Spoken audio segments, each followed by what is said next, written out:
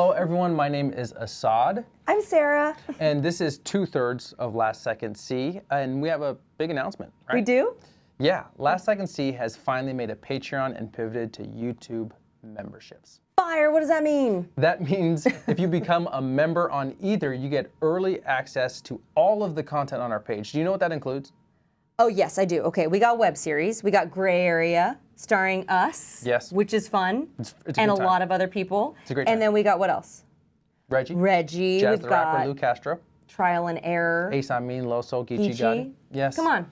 We have rap battles on our page, a lot more coming that you will get early access to. We got battle rap breakdowns from Daylight, Geechee, and we also have the newly launched Dirty in the Frame podcast starring none other than Sarah Rebecca Stouffer. Not sure you wanted people knowing your middle name, but there it is. Please consider becoming a member today where you do get this early access and we can continue bringing you great content that we love. Yes, we love to make it, and I think you guys like to watch it, and it's not free, so please help us out. We love you guys. Thank you so much for considering subscribing, and we will see you on the screen.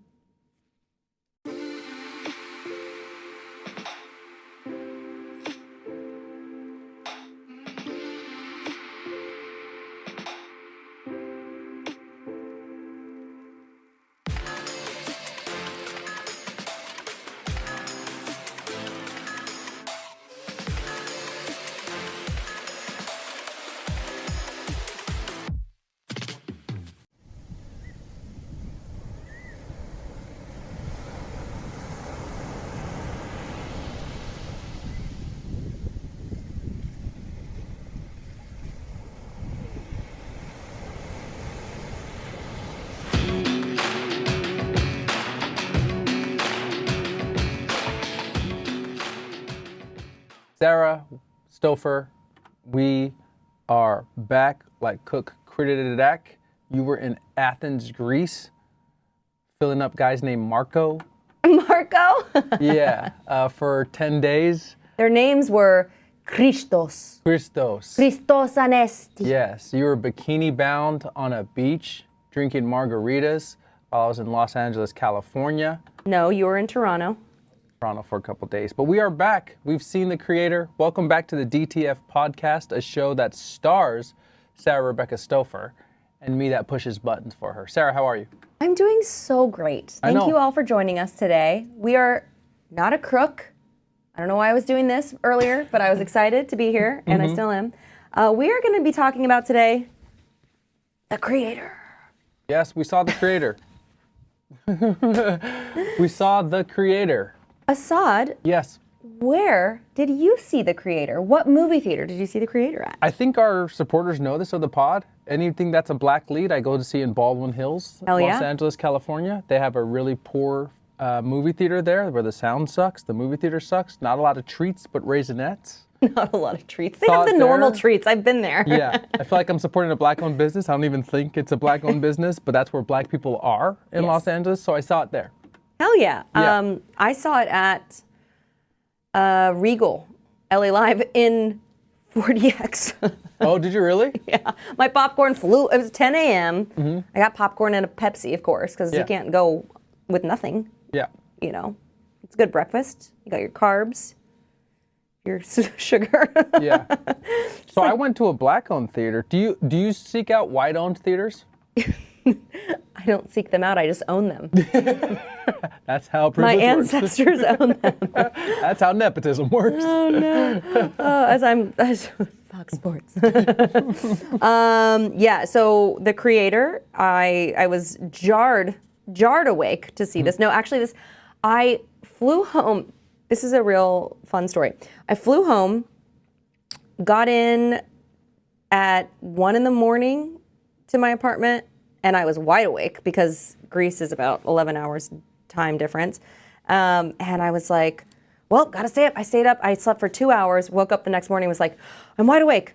What time's the first movie? I'm gonna go see the creator. So I went to see the creator, had some nice breakfast popcorn, got thrown around a little bit because it was those moving seats. And, you know, we had a time. We had a time.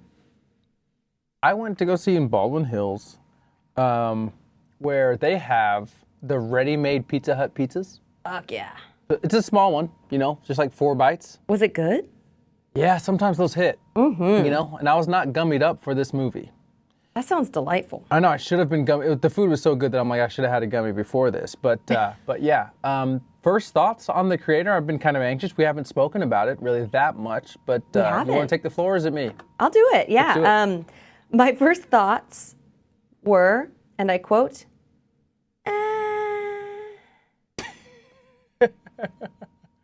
I just pictured like an action-packed trailer, and when they take like quotes from other journalists that have seen the movie, you know, New York Times says, it's explosive. Sarah Stover says, it's like a dying lamb. Yeah, my last breath is. I did see that in my research of it, the working title was The Creator. It was visually stunning.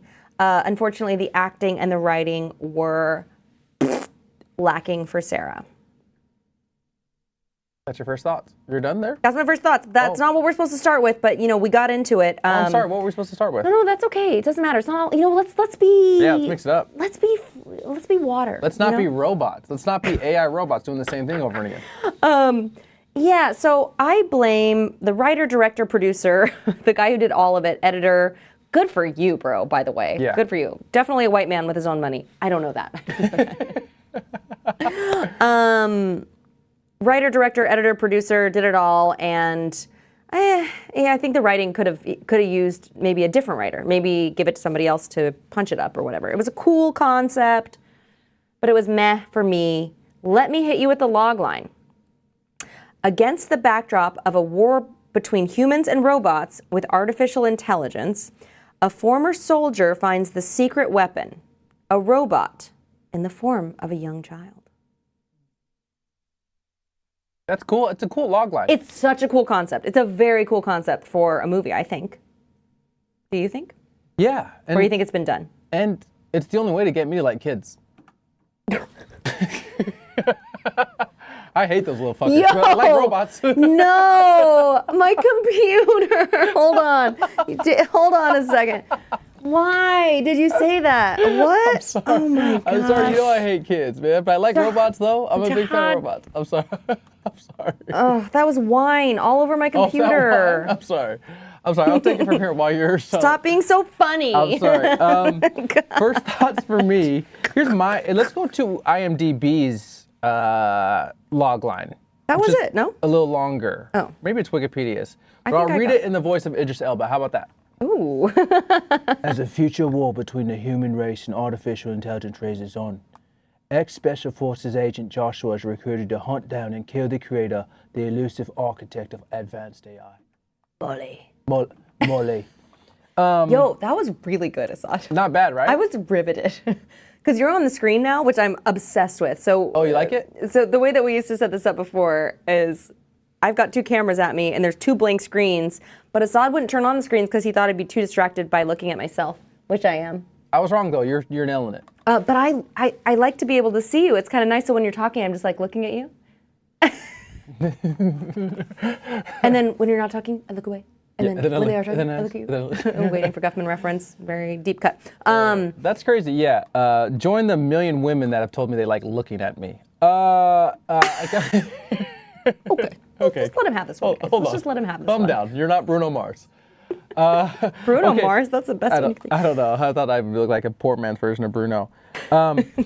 Here's the thing. My first thoughts about the creator, I had to sit up correctly in my chair because of how visually stunning it was. Listen, we're living in a time right now, guys, where special effects is very prominent, but it's so hard to do still that you get a lot of big budget films that don't have good special effects. It's still very expensive to do. Like we just watched The Flash and it was like the worst special effects I've ever seen in a movie, and it's a $100 million film, you know? So nowadays, sci-fi films that are rarely made at this level, at this big budget, won't have as good as special effects as this. And like after the first 20 or 30 minutes, I went into this thinking it was going to be a 6 out of 10. Sorry, we don't do that rating here because we do gummy ratings. But I could take 10 gummies, baby. I can take 10 gummies. But the special effects in the first 20 minutes, it made me sit up. I'm like, whoa, is this movie going to be good? They were flawless. It was visually really No, pretty. like were they not flawless? They were so damn They good. did a really good job. And I can't stress the fact that like nowadays film, we're in the complete opposite.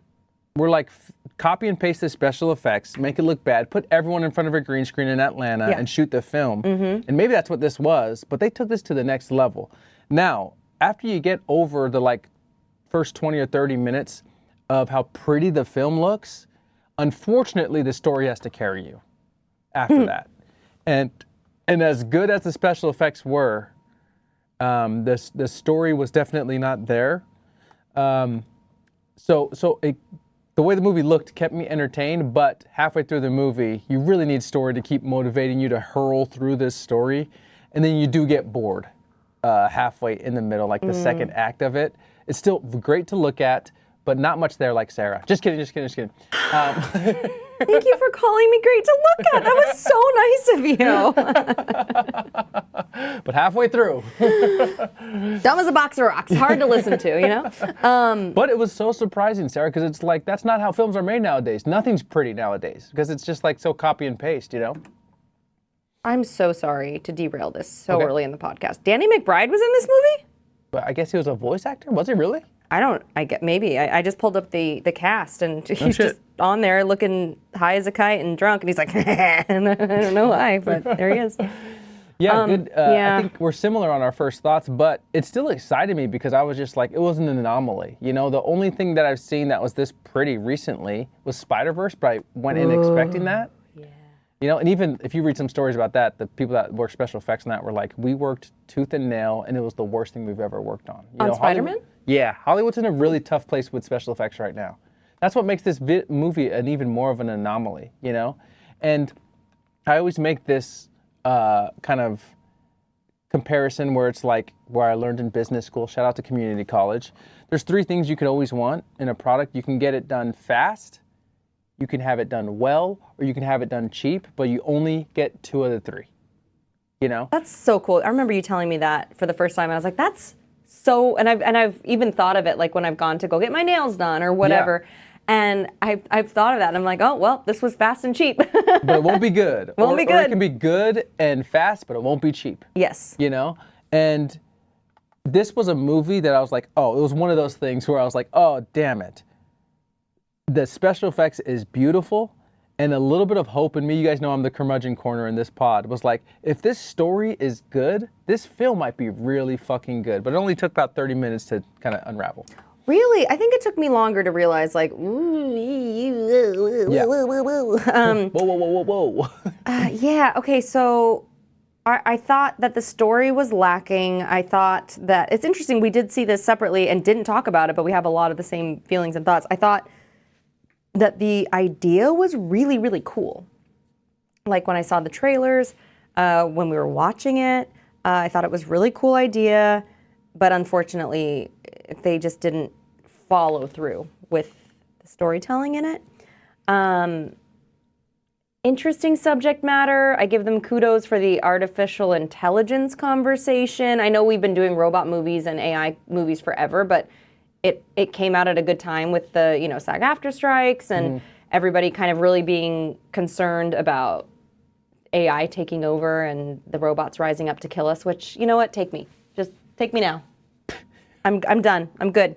Why did this get really dark really fast? Why are you giving up so fast? You okay? There's no good movies anymore. No, I'm not okay.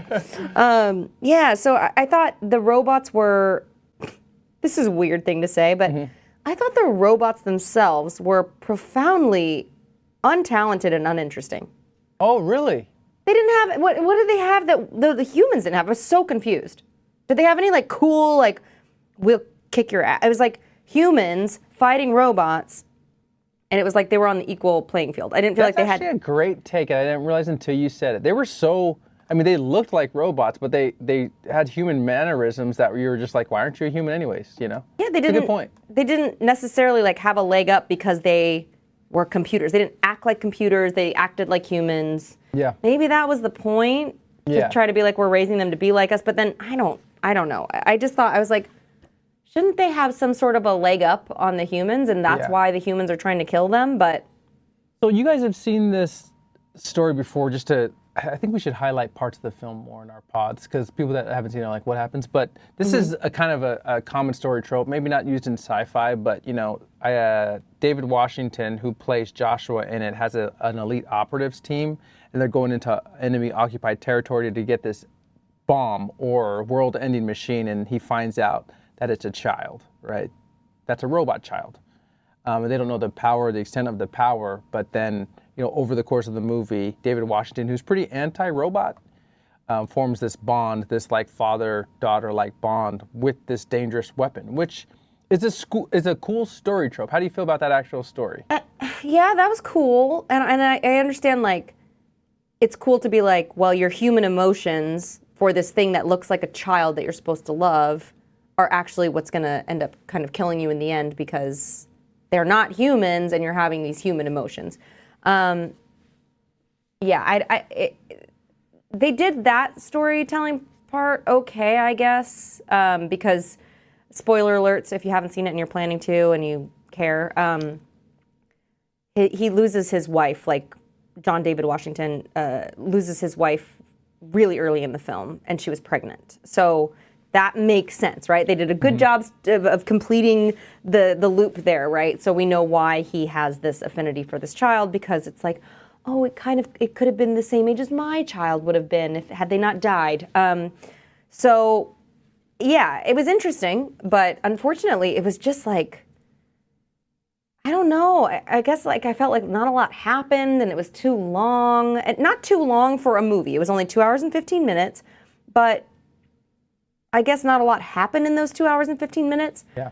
It looked like they filmed, I should research this, but it looked like they filmed in like Vietnam and Thailand maybe. And they called it New Asia in the film, so maybe it was actually an Asian continent. Well, didn't you think that it looked like Thailand? Yeah. Like those I thought it was China, but yeah, maybe. I don't know. Here's a little bit, I have a lot of thoughts on this that I wanted to bounce off you.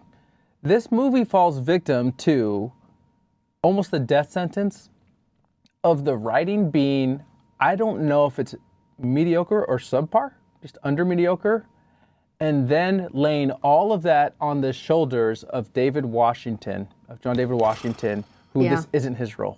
I like him, and if you've watched our pod, we featured him in the like top 5 actors Hollywood has no idea what to do with. This is another perfect scenario for him where we're like, this isn't his movie. I love the fact that a strong black man can lead a film that's this high of a budget, but it's not his role. It's someone else's role. And then you combine that with not strong writing and his kind of lack of performance. And it's so tough that it takes you away out of this world that you're kind of sold on. 100% agree. Yeah. However,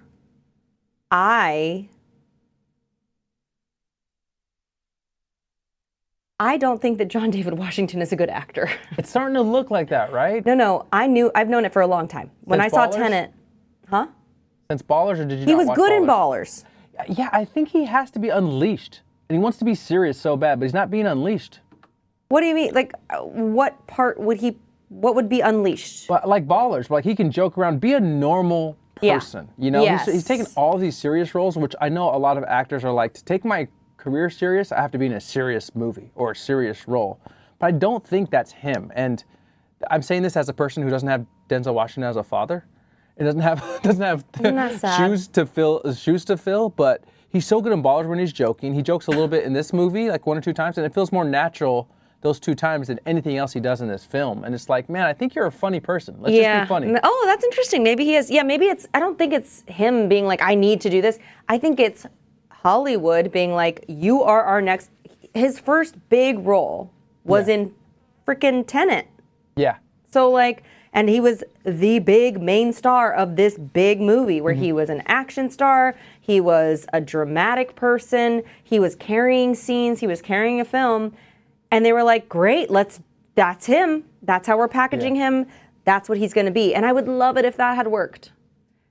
But he is not good at acting. And I don't know how you go from being on Ballers and not even the lead on Ballers, like a recurring guest, or maybe he was a series regular, but to leading Tenet, like that's nuts. I definitely respect that as a human, he's taking roles that challenges himself, And these are tough roles because he has a lot of work to do in this film. He's got to be stoic because he's grieving the loss of his wife. He's got to not like this robot, and then this robot has to win him over, so it has to break him down. So he's like got peaks and valleys, this performance, and it's a tough performance, and that's a lot to chew on for him. Yeah, I think that was kind of it's a bummer because we want him to win. We love Denzel, but you know what? My dad is really good at construction and being cool and nice. And guess what? I'm not good at construction or being cool or nice. We're not all good at what our parents are good at, you know? Yeah. And he just has to find it. Me and Sarah talk a lot about this pod about the roles aren't out there, you know? There's such few good well-written roles, well-written movies that they're hard to find, so we're just having an influx of a lot of good actors waiting for a role that's probably never going to come. But I don't think he's a good actor. I don't think he's a good actor. And but I will say, in his defense, and like you and I have talked about as well, I think sometimes it's like if I don't know what his whole history is. Maybe he studied somewhere. Maybe he's done plays. Mm-hmm. But it's like if we're expecting this person to come off of, like I said, being on a show like Ballers, and then leading a Christopher Nolan film alongside, Robert Pattinson, and like having to do all these really complicated things in this really complicated movie, and then just being thrust into the world. It's like if I made my first muffin and I was like, well, it's pretty good, and they were like, you're the baker, like, of this most expensive bakery. Everyone's coming for you. Don't shit the bed. Like, you're not gonna nail it. You're not a seasoned person. So maybe he just needs more tries, but I'm just gonna go ahead and say it. I don't think he's good. I don't think he's got it. I got a lot for you here before we move on. It's tough because I'm with you. I don't think he's like a technically good actor, but when I watch him, I think about a lot of stuff that he can work in, I feel like there's a lot of stuff out there for him that he can work. None that I know of right now that I could give you, but when I see him, I'm like, oh, you have something that'll work in a lot of different scenarios, but we're not finding it here because you're trying to take your career too serious. That make sense? Yeah, but again, I don't think that his career choices are really in his hands. If someone's offering you like Tenet or, a movie like The Creator, like, are you turning it down and being like, you know what, guys, actually, I think I'd like to take something like, maybe it's like you're getting the roles that everybody wants. Like they're teeing him up to be this huge Hollywood star. Maybe he will come through and get better. But I don't see it. And we've talked about this a lot, and I feel badly because I sit here and just judge other people's acting, like, who am I? But they're just, thoughts and opinions, and we all have them, and yeah. You can disagree or agree, and that's fine. I'm not saying I'm the end all be all, but that's my thoughts. And I think that when I watch him, the way I say it, if people have listened to other pods, like, I don't believe it. Like, his it's eyes, hard to believe, huh? His eyes are lying to me. Like, his eyes, I can see there's nothing going on behind his eyes. Like, yeah. Even if you put a good actor in a bad movie or a poorly directed or a poorly written movie, you could still watch it and be like, I believed him. He did, the movie sucked, and he sucked maybe even in it, and he was miscast, whatever, but I believed what he was saying. Yeah. And John David Washington, it's almost like there's just not a lot going on behind the eyes. I think we should spend as much time talking about his bad acting as we did with Denzel's good acting of the previous pod. I mean, Denzel, there's just no comparison. And gosh, can you imagine those freaking shoes to fill? But yeah, his life is real life fences. Hopefully not. So he's really loved. And can I ask you a question? Please. Sarah, I am Warner Brothers Studio. I'm giving you $200 million to make an action film. Cool. We struggle grabbing the black community. Sorry, African American. The urban demographic. We need you to cast an urban figure to lead this movie. We've whittled it down to two options. John David Washington or Michael B. Jordan. What are you doing? Michael B. Jordan all day, baby. Really? All day. Is he a better actor? At least he's hot. Who's a better actor? I'm sorry. That was terrible. I'd maybe edge it to John David Washington. Okay. I think we continue this country's... Do you agree? This country's rich history of having to compare two black men and not letting them both be successful. Do I agree with what? that he's. You asked the question. Was I not? Was that a trap? I think John David Washington is a much better actor than Michael B. Jordan. Much better, he says. Yeah, but Michael B. Jordan has been picking his roles 10 times better. Yes, good point. He's been picking his roles 10, and maybe those opportunities just come to him because the way he looks, in this image. Sorry to interrupt you. He's a star. Like he's got that star quality, and I'm trying to think. Are there any? This is a good question, but I digress a lot. So if you can't think of anything quickly, we can move on. Are there any actors out there who you're like, oh, you know what? Christian Bale's a good example. Like who's a star, right? Like he is a movie star. When he's on the screen, you're like, or like, I guess Leo now in his current state, who aren't super, super hot, but they command the screen. Daniel Day? Daniel Day-Lewis. Tom Hanks still, or no? Not so much Tom Hanks. Well, Tom Hanks is used to be, and he's just gotten older, so I don't think he's bad looking. And that's because I was gonna say Denzel Washington, but he's an attractive guy. He's not like super hot, but he used to be. Yeah. So that's a bad example. But yeah, I mean, there are people who can. I was wondering if it was only hot people who could be movie stars, and I was like, oh shit, is that the je ne sais quoi we're talking about? Is that they're just hot? I'm out. Damn it. Can I ask you a more general question? I have a bunch of questions for you about this movie that I wanted your opinion. What's your just like opinion of sci-fi in general, sci-fi films? I think you're really into sci-fi films, and I'm into them okay. I think things like, I really do like, though, post-apocalyptic stuff, which this falls into that category. Yeah. I think Hunger Games got me into that. I was like, that's cool. We can, like, this dystopian future of, like, what? Because it's interesting, right, to think what will the United States or the planet look like in X amount of years after whatever scenario they paint. It's really kind of cool and fun and interesting. Like that show Silo was cool because of that. Hunger Games, things like that where you're like, oh, what a fun and like cool world to explore. Our world now, but totally different values and system and principles and way of life than we have. So yeah. I'm into that stuff. Sci-fi stuff like aliens and like shapeshifters, whatever. Yeah, and they had some newer things in this that separated a little bit from other post-apocalyptic sci-fi films. I wanted to share this take. I hate to be like stuck in a way, but these type of films, I think like it's tough doing it when Terminator did it so early and did it so well. Because I know I'm in the minority here, but I don't fear technology like that, like everyone else does, like AI. I don't have a big fear of that. I think it's just natural, things get smarter. But it's tough to do this like take care of the kid thing for me in a sci-fi world, because Terminator did it so well that I don't know. I just think in terms of story-wise, I've seen it a lot before, and I think they said they thought like if we make the bedding so beautiful, the story will take care of itself, and it doesn't have to be that original. But I kind of saw through it, Yeah, I completely agree. I think that's a really good take.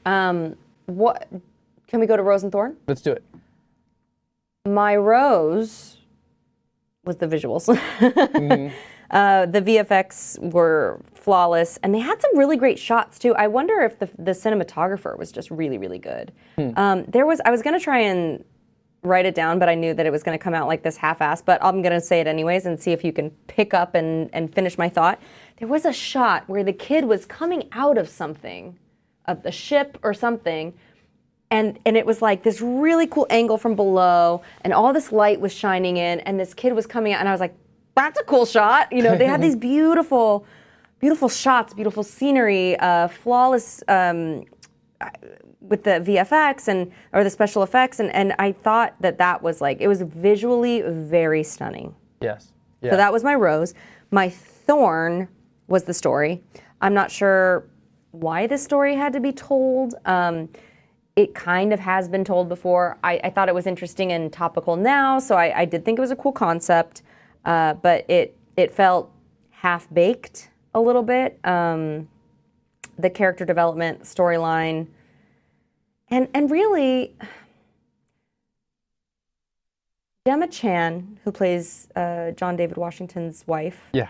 She was in the what's the Marvel movie and with all the Marvel movies? Immortals? Whatever that one, Whatever it's called, I The forget. Immortals, that one. With Angelina Jolie and Eternals, stuff. sorry, Eternals. Eternals. Good. No, you were closer than I was. I was at, and you were at Immortals. The Eternals, she was in that. She was in Crazy Rich Asians, and she is Gorgina. She is one of the most beautiful women I've ever seen. I've not seen her in real life, but What's Gorgina? gorgeous, but like in a cute, fun way. Okay. Gorgina. I don't know, I just made it up. She's gorgeous, and I don't know. Maybe also she didn't have a lot in this film. She was just like there to be pretty, I guess, and she did that very well. But I'm wondering if she's also not a good actor. Yeah. But I liked her in Crazy Rich Asians. I thought she was very well cast in that because I read the book and I was like, oh, this girl's nailing this part. Mm-hmm. So maybe it's not even like good actor versus bad actor. Maybe it's like well cast or like a good fit for the role. I think she's a good actor. I just don't think maybe this was a well-written part. Yeah, and I think the movie has a tone. It's kind of like a slow building, stale tone. I shouldn't say stale like in a bad way. No, but I think that's right. It is stale. Yeah, it's like supposed to be stale, but which is cool if that's the vision for it. But when emotion has to happen in the film, it's hard to depart from like a stale movie, you know. And emotion has to happen with his wife. Emotion has to happen with the child, and it's hard to depart from that. My rose was Madeline Yuna, the girl that played the robot. I thought she was fantastic. Did you like her? I loved her. Wasn't she so great? She had emotion. When she smiled, it like warmed your heart, right? Stunning looking child. Like just the face, you know, like you're just like, oh, you cast that perfectly looks wise. And she did. She emoted with her eyes. Yeah. And you believed everything she said. And she had different, like a little bit of a different arc where she would go through phases where, you know, at the beginning you meet her, she's not speaking at all. Mm-hmm. And then she kind of opens up to this person and she starts to love him. And I bought it. Yeah, that's a great rose. I didn't even think of that. But every time she was on screen and they were really tight up on her little face, I was just like, oh. Great. Big old round face was just so good. Yeah. Really, really great. The Thorn was, you know, in a lot of action movies, or this is not an action movie because it's a sci-fi, but you know, there's this crescendo moment in the third act where the main character has to cry. You know, this has been around for films forever, right, Sarah? They should have just CGI'd a tear. Yeah. And John David Washington, I know we've been pitching a fit about his acting the whole time, but that's a very common trope in the film, right? This hardened guy has been forced to take care of this kid who's warmed their heart, and now those fences come down. It's the Grinch that stole Christmas, right? And he has to have this part where, spoiler alert if you haven't seen the movie, they have to depart, you know, and one of them dies. And he has to be really distraught. He has to cry. He has to feel all of the emotions. And the whole movie is leading up to this one scene, you know, to justify his whole journey. And like, yeah, we kind of commented on it before, but it was a tough thing for John David Washington to do. Poor guy. It was a lot to have to do. That kind of came up short. Yeah, I agree. Can I ask you a question Please. about, you mentioned stale being a tone that sometimes works. Yeah. Do you, off the top of your head, and I'm putting you on the spot, but what does that mean? Like, can you give me a comp of a movie that you would call like, oh, it was a stale tone, but it worked? Yeah, I think, and I would even add sterile too, to that. It's, I can't tell you a movie, but I can tell you like Severance. Okay. You know, where it's like, there's not a lot of emotion or the lack of warmth. Interesting. You know, like has that tone. Severance has that quite a bit for me too. No, but Severance is great. But that makes a lot of sense. Sterile. I didn't think of that, but when you say it, I'm like, oh yeah, that clicks for me. Yeah. Well, that's really interesting. But yeah, it was very like, it was like this, you know, everybody, it's a war-torn country. It's everyone's, you know, battling each other. Should we just for a quick second, Allison Janney's in this movie? Like, who knew? Was that a surprise to you too? When you thought that was strange. Didn't love that selection. I like her almost in every. I don't think I've ever not liked her in anything. She's great in everything, and she was even great in this. I was just like, ooh, whoa, it was a little whiplash. Like it was like, what are you doing here? Yeah. What are you doing here? What are you doing here? The movie was very like not leaning towards the humans. Oh yeah. Yeah. Yeah, why? Bold take. Bold take. You know, you find out that, there was a part where AI was helping human life, right? It was created to help human life. And then the bombing happened from one of the robots. And that's what started this human-robot war. And what we find out is that like code was written incorrectly from a human. And that's what made the robots do it. So it wasn't their fault. But interesting that they took that approach of like, oh, it's not, and a lot of these movies do like iRobot. It's like, it's not the robot's fault. It's the human flaw that make the robot, which is kind of cool, but we do see this quite a bit. Well, that's interesting. It's kind of like the guns don't kill people, humans do. Yeah, exactly. Argument. Interesting. Yeah. I never saw iRobot, so I don't know. But okay, we're moving on. Yes, let's do it.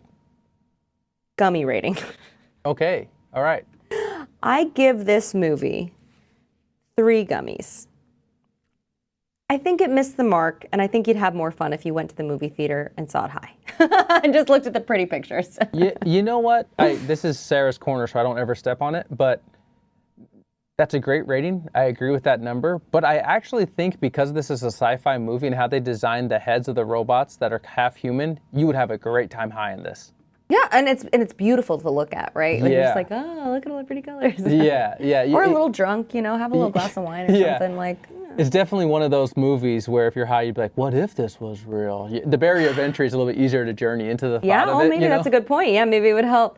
I think about it wasn't until the third act, because I always try to see these movies, and I think I always like discount myself or my intelligence. So I'm watching it and I'm like, okay, yeah, all right, and then third act, I'm like, okay, they're gonna bring it home. Yeah. And then at the end, I just walk out and I'm like, what? Why? Like, what happened? I don't know. I don't have a way to explain it other than like, I'll walk out of some of these movies and just be like, why was that made? And what just happened? And what was if I can't find the kind of like underlying theme of the film, I'm like, I don't know why this movie was made, what the point was, where, I don't know. So I just thought it was just okay. But even looking at this background behind me, I'm like, yeah, take me back. I'll go see it again. Yeah, it was beautiful. Mm-hmm. I think it would have done, leave the actors as they are. Mm-hmm. Punch up the script, get the original script writer, but get in some really great punch up writers who are going to go through and, poke holes in the plot and try to make it a little bit more interesting. And there's a good movie in here. Maybe not great, but there's a good movie. And maybe it's Terminator 2 already, but there's a good film in this for sure. Yeah, I was kind of excited to see it. I thought it was going to be good. It looked good. Yeah. But because I like that generally that kind of, like I said, post-apocalyptic world. We're here where we all live and know, but it's a little bit different than we know it, and I think that's kind of cool and like fun to imagine. But it didn't hit for me. Hey, question for you, Sarah.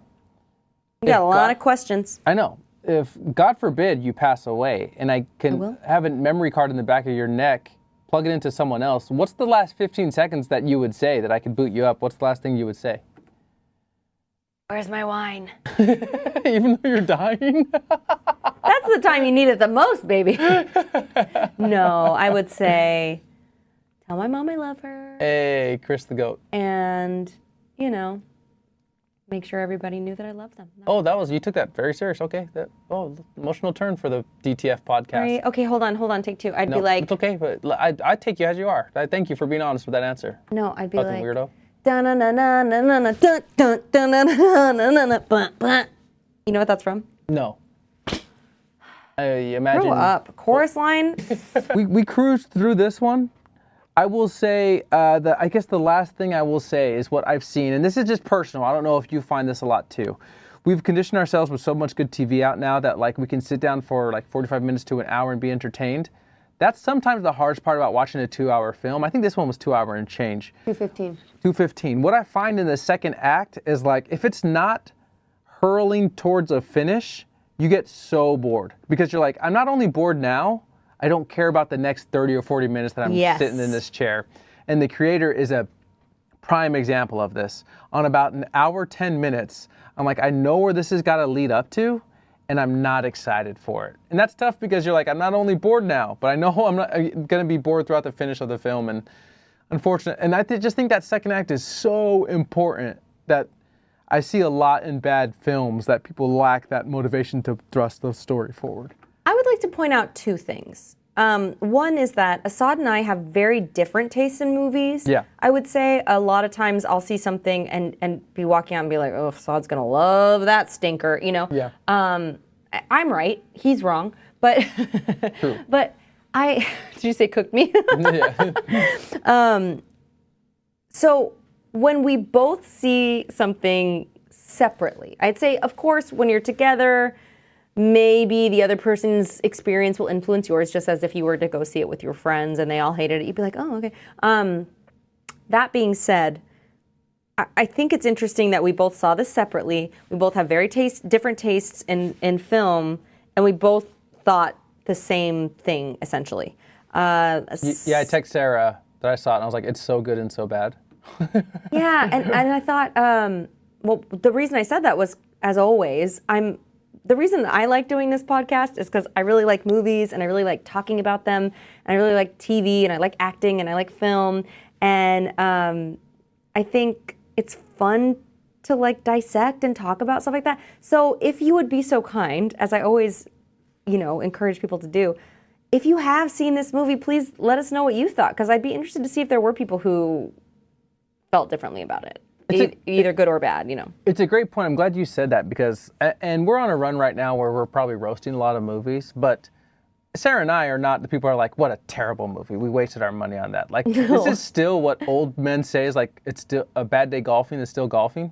You know, like we still really liked seeing this movie. Yeah. I don't want to put words in your mouth, Sarah. But no, I did. I had a great time. But because we try to make things, and it's our dream too to make movies this big, it's cool to see where movies went right, what went wrong, and we kind of just learn from it. So forgive us if we're ever it feels like we're just bitching out a movie. It's not our intent. It's just like cool to understand why movies work and don't work, Yeah, I would call it more, picking out the highlights and the lowlights, It's like, what did we like, what did we not like, what worked for me, what didn't work for me. But I just like hearing other people's takes on things and kind of, we really like filmmaking. And as we were saying, I don't know if it was on this pod or another one, but it's such a collaborative effort.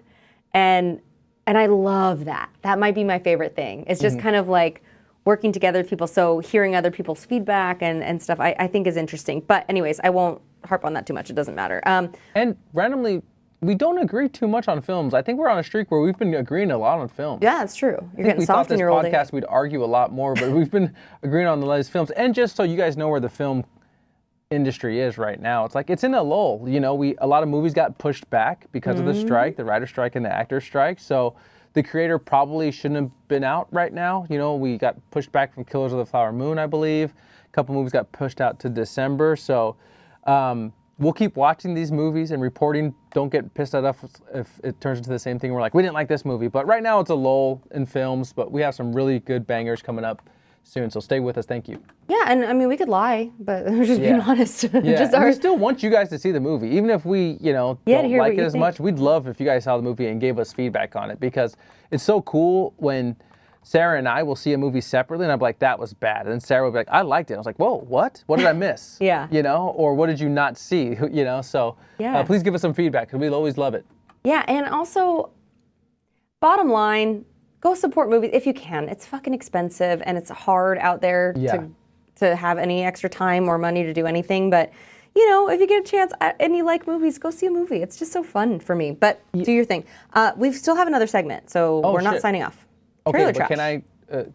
We're putting a fine point on it, but I'd like to talk about movies for a little bit. Please. Okay? For me, my mom was a doctor. She's still around. She's not a doctor anymore. She had 7 kids by herself. Yeah, 7 kids by herself until the only time she would get was Saturday mornings. But she couldn't entertain us. She worked from like 7 to 7 every day. Oh. And the one thing she could do to get all of us together out of the house was bring us to films. We would go to All a Dollar, it was called, in Utah. Say that again? We'd go to All a Dollar. All a dollar? Yeah, or everything's $1. It was called All a Dollar in Utah, and we could each get one snack, but we'd have to sneak it in because it was too expensive to buy snacks there. And that's where I developed like my love for film. It was like my family time. I got to connect with my family. Then we just sit around and talk about movies afterwards. So that's why film means a lot to me. When I first met Sarah, she wasn't that into movies. And I'm like, you're one of the greatest actresses I've ever seen. What do you mean you're not into movies? And she's like, you're gonna make me sit through a movie. And it's so cool to see like my mom's idea of spending time with the family equal loving movies. And then I kind of passed it on to Sarah, although she's always had the love because she acts in it now. So that's kind of why this podcast exists. That's why we go see movies. It's because as corny as that Nicole Kidman bumper is in the beginning, she's actually kind of telling the truth, because like there's really magic that happens in the theaters, and we experience it, and we hope you guys do too. A weird serious moment in DTF podcast, but we couple joke of so them much tonight. already. Gosh, Yeah. sorry, my bad. You want me to do something silly? Yeah. That's all I got. The people want you to sing again. They really liked your voice last time. You want to sing a song for us? I don't have any songs. Okay. All right. You are your dad. I don't have any I'm fucking so sore, guys. I'm so sore. Tight back. It's crazy getting older, yo. It's wild. You'll just be like doing nothing, and you'll be like, oh, my knee. It's so dumb. I'm barren. Did you say I'm barren? Yeah. Well, that took a fucking weird turn, bro. What? Oh, my knee. I'm barren. Is that how that works? Oh, nope. No kids for me.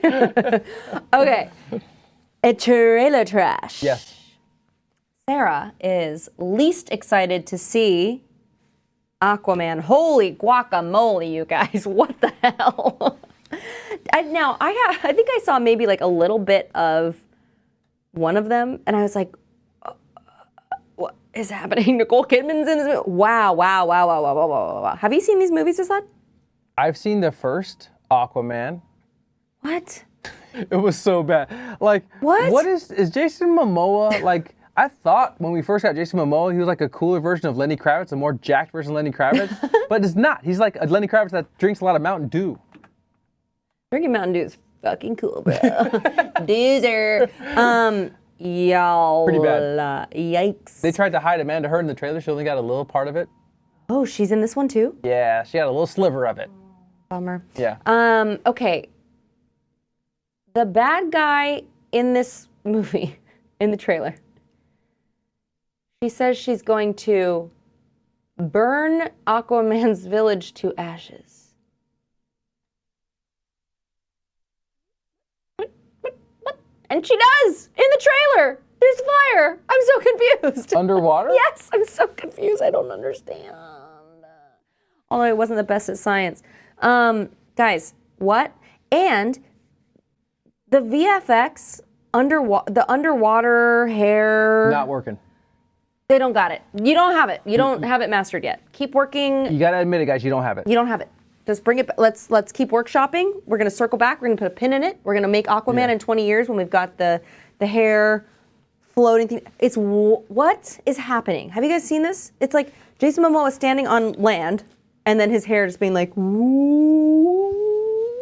Like, what are we doing? Hey guys, quiet on set. We're filming Sarah underwater. Aquaman, take one. Like, this is what we're doing. This is what's happening. Just like You guys don't have it. You don't have it. no, it's At terrible. all. You don't have it. Most excited to see a movie called. Now, let me preface this with, I don't know that I'm actually excited to see this movie because it's about people who ride motorcycles, which I'm just not into, which is probably a surprise for most of you because I am white trash. However, I'm not excited to see it because the premise of the film, it's like about a bunch of like dudes who get on biker gangs, I guess. But the cast is pretty cool. Elvis is in it. Yes, Elvis is in it. Austin Butler, who now talks like this for some reason because it won him an Oscar. I'll see anything with Jodie Comer. Put Jodie Comer in everything. She's the best actress. She's so phenomenal. How are you on Killing Eve? Have you been still watching it? Did you like it? It's the biggest show I haven't seen. I'm 3 episodes in, and I absolutely love it. Yay! Yeah. Bad take though. I don't love Sandra Oh. In general, or in this show? This is the only thing I've kind of seen in. No, I'm just kind you're of wrong. on her. You're wrong. I'm wrong? Mm-hmm. Okay. I'll give it a couple more episodes. And also, personal story. Okay.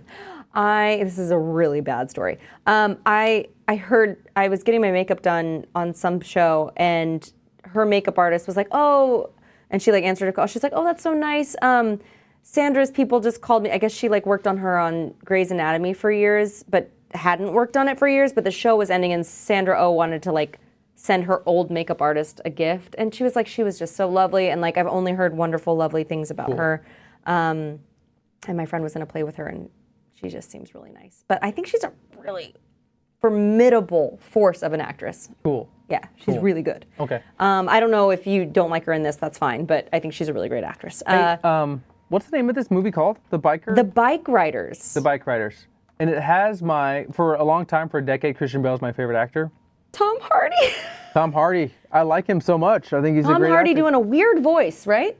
Or is that his voice? Bane, he's done a lot of weird voices. I don't know what's going on, Tom. He's trying to redeem himself. He's like, I tried really hard to do it, and then nobody could hear me, so we had to redo it, and it was totally shit. My bike goes really fast. He's going like this. He's like, you want to be a bike rider? And then, I go vroom vroom on the freeways. I'm hard. I'll fuck a man up. I'll kill a man. You seen this leather jacket? Not pleather. It's real leather. It's like, why is it like, I think it's, I don't know. It's funny. Like, yeah. usually people would be like, I'm a bike rider. I'm a murderer. I'm a bad guy. Not He's Tom like, Hardy. He's like, I know. I'll do the opposite. Bugsy Malone. Yoinks. Zoinks. Fruit stripes gum. It looks good. It looks good. Do you remember your trailers for this? I do. Bad one. It will forever be the bad one until it comes out. Until I die, this will be the worst trailer ever made. What? It's called The Holdovers with Paul Giamatti. No. I hate that fucking trailer so bad. It looks very white. But my favorite trailer, we finally did it, guys. We've leaned into it. I knew it. I was early on this. When everybody was saying, we don't like Captain Marvel, I said, hold on. I knew it. I knew it. I said, hold on. I think this girl's got something. And the something that she has is nothing. We have to appreciate the nothingness of Brie Larson. That's mean. She's just kind of like doesn't give you a lot, and I love her. And I can't wait till the Marvels comes out, guys, because you know Sarah's hate for Brie Larson. And we're going to watch this movie, and I'm so excited to pod about it, and I think we do a 3-hour pod. I think we talk about her in that tank top, because, man, does she look beautiful in that tank top. Are you done? Are you quitting the pod? Is this it? This is the last one? But yeah, we got the Marvels. I'm fully in. I'm so glad I was an early adopter when everyone hated the Marvels. I'm so glad that I adopted it early. I will say that I don't remember. It must have been probably in this movie that I saw the trailer for it too. I was like, they finally got me. They didn't get me, but you know how we've seen a couple of movies and we've been like, oh, this is a different cut of the trailer. Yeah. This one finally looks interesting. Like it finally got me. It looked a little less corny, a little more action-packed, and I was like, oh, I'm actually gonna maybe go see this movie now. Of course, I'm gonna go see the movie, but I was like, oh, maybe I'll actually enjoy this movie. I'm pumped. Yeah. Brie Larson's back, baby. We're back. We're going to see the Marvels. 3-hour pod. Do you guys think we should add a drinking game to our show every time Asaad mentions Brie Larson's tank top or Brie Larson? We do something weird or like take a shot or like make him put $1 in the douche jar. Just, I'm open to comments. A douche jar's funny. We should have one here. I think that's great. Just like I'm open to ideas, but I'm thinking we need to put something in place because it's getting out of control, right? Yes. It's like it's too much Brie Larson talk. It's too much Brie Larson tank top talk. That's my Twitter handle, Brie Larson's tank top. Brie Larson tank top talk. That's our pod. We're renaming the pod. Thank you guys all so much for watching. Please, let us know what you thought of this movie. Go support films. Go support films with black leads. Go support films with female leads, queer leads. All of the people who haven't really had a big voice so far. Let's support them and give them a chance to show us something cool. Well said, Sarah. Thank you. Was it? Yeah. I love you guys. Thank you so much for watching, and stay tuned. We'll be back very soon.